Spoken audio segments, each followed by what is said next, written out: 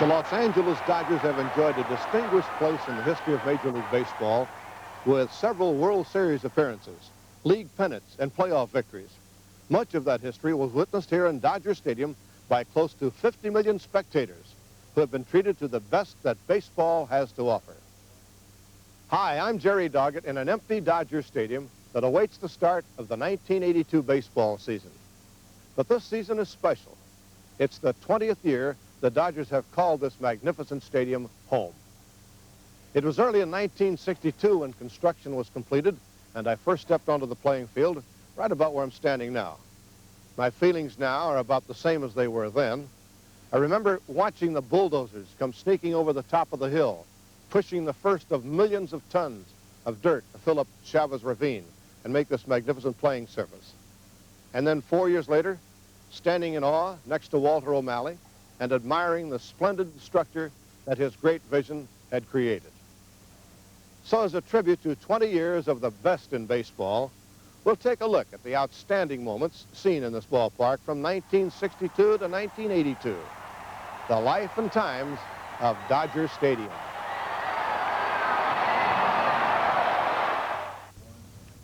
He moved his Dodgers west to Los Angeles, but he needed a baseball stadium that seated 55,000 spectators and had ample parking area for the automobile-conscious Los Angeles community. O'Malley purchased the rugged Chavez Ravine from the city of Los Angeles and began construction of what would become known as the Taj O'Malley. The first time we looked at the site, I was out here with Captain Prager and my daughter, and he looked at it and he said, a lot of leveling will have to be done here. I said, what would you say, about 8 million tons to be moved? He said, well, we'll figure that out. Actually, when we were complete, we were within 1% of being accurate. This would be probably the first stadium where a baseball organization planned and built its stadium. We knew what baseball required. Plenty of parking, individual slots, comfortable seats, adequate restrooms, and many of them, and a whole new concept in vending concession. It was really a labor of love as far as I was concerned. Walter O'Malley, who was the genius behind the project, this was really his stadium. Colors, the planning, the design, the engineers, but Walter really had the veto power over it all. And when you look at this stadium and you sit in this ballpark, it's really the home that Walter O'Malley built to showcase his Dodgers, moving them from Brooklyn to Los Angeles. Going back to that first year on opening day in April to the final game of the 1962 season, Dodger fever took Los Angeles by storm. 2 3/4 million fans saw the amazing year that included the first of Sandy Koufax's no-hitters, Don Drysdale winning the Cy Young Award, and Maury Wills named the most valuable player based on his record-setting mark of 104 stolen bases. That first year in Dodger Stadium ended when the Dodgers lost to the rival San Francisco Giants in the year-end playoff. 1963 was the Dodgers' best year since leaving Brooklyn. With Sandy Koufax enjoying a season that defies description, the Dodgers won the pennant easily and silenced even their severest critics with an unprecedented 4-game sweep of the New York Yankees. During that series, the power of the Dodgers' Frank Howard will long be remembered as this moonshot lands in the left field blue section. The 1965 season produced more records and another pennant winner. Sandy Koufax wins his second Cy Young Award. Jim Lefevre is named Rookie of the Year and is part of the only switch-hitting infield along with Wes Parker, Maury Wills, and Jim Gilliam. The Dodgers face the newcomer Minnesota Twins in the World Series and go the distance of 7 games to defeat the Twins. Manager Walter Alston is the first manager to win 4 World Series titles. The 1966 season is another banner year for the Dodgers as they win the pennant and make another World Series appearance. However, the Baltimore Orioles, led by Frank and Brooks Robinson's clutch hitting and one of the finest pitching performances by Mo Drabowski, defeat the Dodgers in a 4-game sweep to win the World Series. Not long after the series, the baseball world was taken by surprise when Sandy Koufax announced his retirement. Arthritis of the elbow did what few big league sluggers could do, knock Sandy out of the box. 1968 saw another Dodger pitching great, Don Drysdale, the last player linked with the Brooklyn Dodgers, add his name to the record books. Big Don established a record 58 2/3 consecutive scoreless innings pitched, a record sure to stand for a long, long time. The first eventful decade in this magnificent structure is one to remember. And after this brief message, we'll take a look at the second decade in the life and times of Dodger Stadium. 24 Dodgers, youthful, aggressive, and pennant winners, they faced the powerful Oakland A's in the World Series.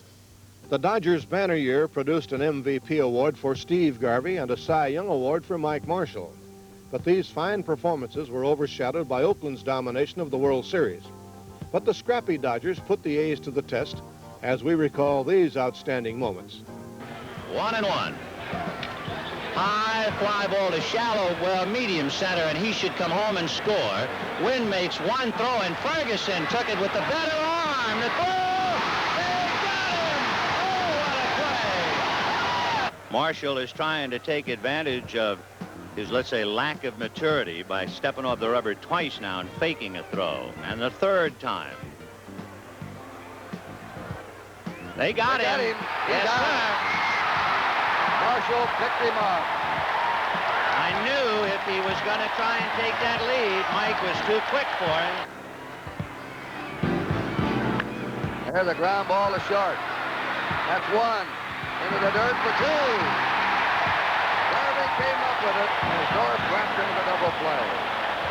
The babes of summer matured during this period and gave us an indication of things to come. Of course, there have been less tense and more amusing moments on the field, like the special events where top names in the entertainment field try their version of baseball on Hollywood Celebrity Night, or spectacular events like Fireworks Night, when the skies over Dodger Stadium were lit up with colorful fireworks exploding and giving those below a fond memory of a balmy summer evening in Los Angeles. And who could forget the pregame extravaganza prior to the 1980 All-Star Game, when favorite Disney characters romped and cavorted on the field as members of the All-Star squads looked on. And the unveiling of Diamond Vision at the same All-Star Game. This innovative fixture above the left field stands combines the modern technology of video and computer programming to provide spectators another dimension of their baseball fever. There were also special tributes made, such as the memorable afternoon when the uniforms of Jackie Robinson, Sandy Koufax, and Roy Campanella were retired into the Dodger Hall of Fame. The Dodger organization has always honored great Dodgers, and the memory of number 19, Jim Gilliam, was observed as a great player, leader, and inspiration to Dodgers of all ages. And one of the most popular Dodgers of all time, who delivered timely pinch hits more often than anyone else in baseball, has been saluted time and again. And here he is honored on Manny Mota night by his teammates and Dodger fans. Here in Dodger Stadium, over 50 players, including Manny Mota, have played this position for the Dodgers, where line drives, hard-hit ground balls, precise bunts make the third baseman's life difficult. Let's take a look at a few of these hardy individuals who are gone but not forgotten.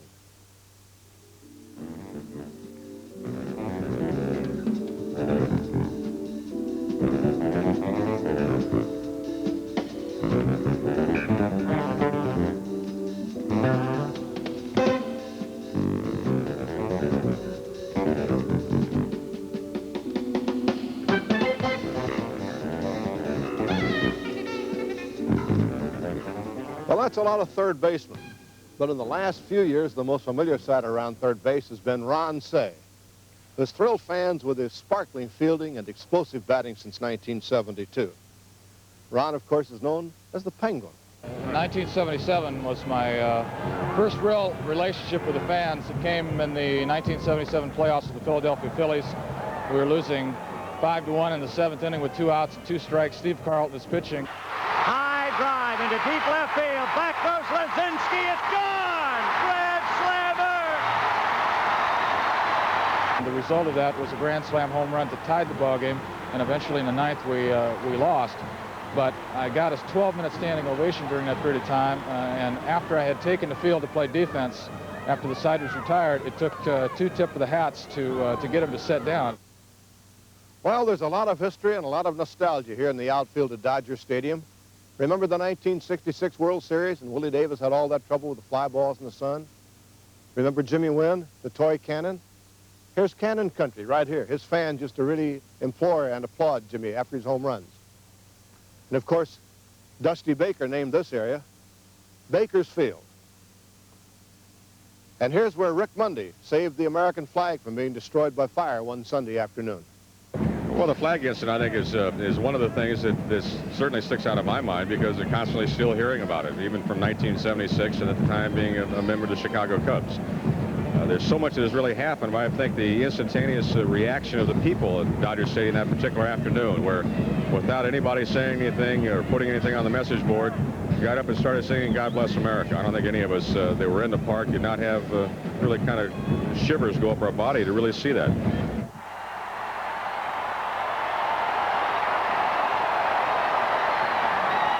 It's well kept, and they can bring their families here and not worry about anything. There has never been in the history of the major leagues any team ever draw over 3 million people.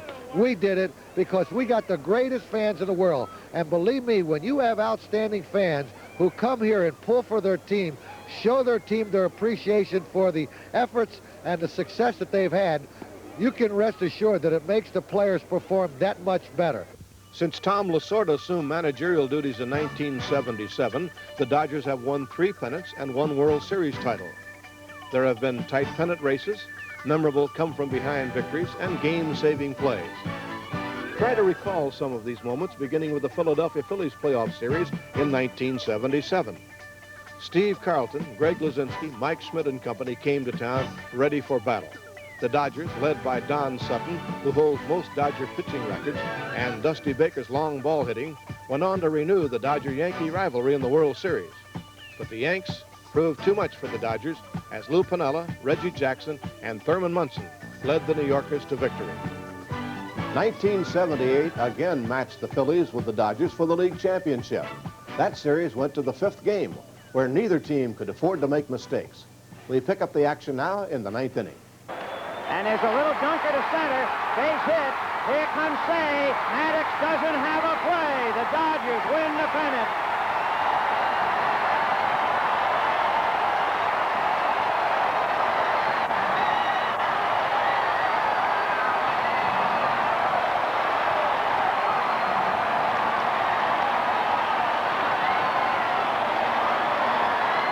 So the Dodgers meet the Yankees in the World Series again. And from the first pitch, the fans knew they were watching the best in baseball. Dusty Baker and Davy Lopes led the attack as dangerous Reggie Jackson faced the Yankees. But in one of baseball's most classic confrontations, Dodger rookie Bob Welch was called in from the bullpen to stop the Yankee rally in the 9th inning. With 2 outs, the winning run on base, and Mr. October at bat, we pick up the action. There they go. Struck him out.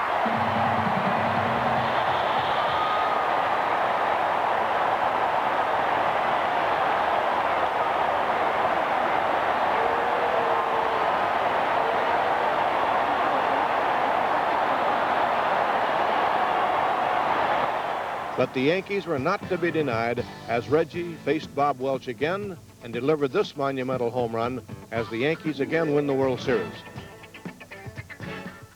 The 1980 year-end Houston Astros series was perhaps the most intense regular season series witnessed in Dodger Stadium. With 3 games remaining, Houston needed to win only 1 game to clinch the pennant. But the scrappy Dodgers nearly staged their greatest comeback of all time, and they certainly left their fans limp in their seats. High drive into deep left center. Back goes Cedeno to the wall. It's gone.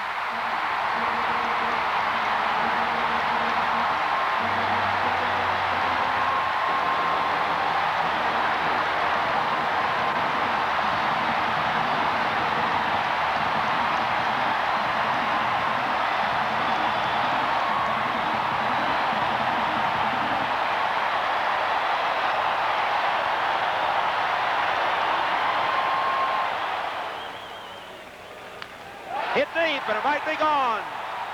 Dodgers lead.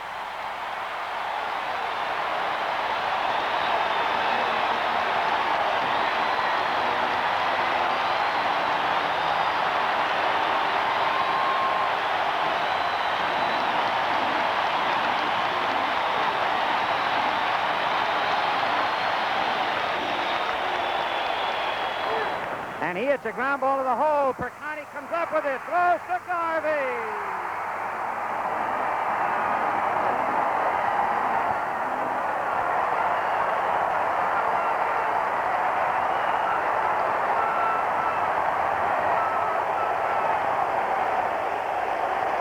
Garvey goes. A drive to left center field and hit deep. It's gone, I think. Dodgers lead.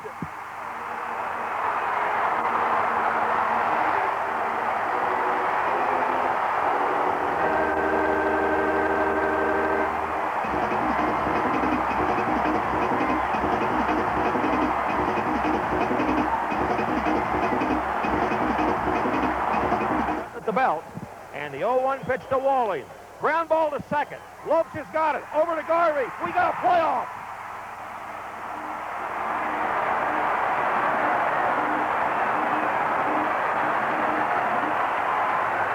The Houston Astros prevailed and won that one-game playoff, but excitement from the series carried over into the 1981 season as young Fernando Valenzuela took the stadium, fans, and all of baseball by storm. Although the season was interrupted by the worst dispute in baseball history, fan interest continued at an incredible pace. Due to a unique system designed for postseason playoffs, the Dodgers were required to defeat two fine teams to earn the right to play in the World Series. This set the stage for the ultimate in postseason excitement at Dodger Stadium. After losing 2 games in Houston, the Dodgers came home to a must-win situation.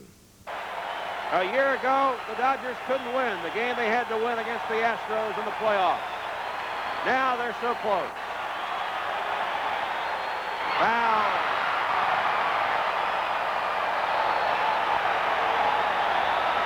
He's walking away. He didn't know he fouled it. Scioscia might have to throw to first base to Garvey. Dodgers win the West. Over on Montreal. The Dodgers then had to play and defeat the Montreal Expos in an exciting 5-game series that concluded in that Canadian city. Then it was on to New York, the Big Apple, where the Dodgers faced the rival Yankees and immediately found themselves behind 2-0. Upon returning to Los Angeles, the fans, the players, and the baseball world focused their attention on beautiful Dodger Stadium. Mercer hit in the 260s during the regular year, and he had a half a dozen home runs. Was a pinch hitter in the 7th inning of the second game and sacrificed. He does in the air, and a diving catch by Say. Throws to Garvey, and they double up Milbourne. And the 1-2 pitch to Jay. Swung on, a high drive into deep right center field. Back goes Brown. It's gone.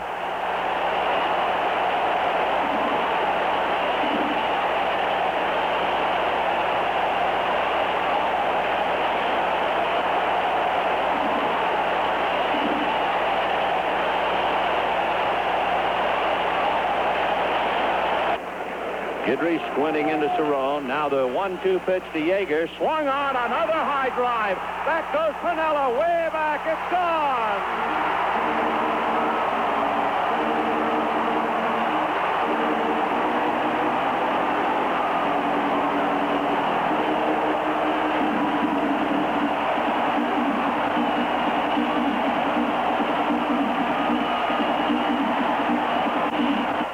Although play resumed in New York, the feeling was that no matter what happened there, the Dodgers were champions in the eyes of their fans.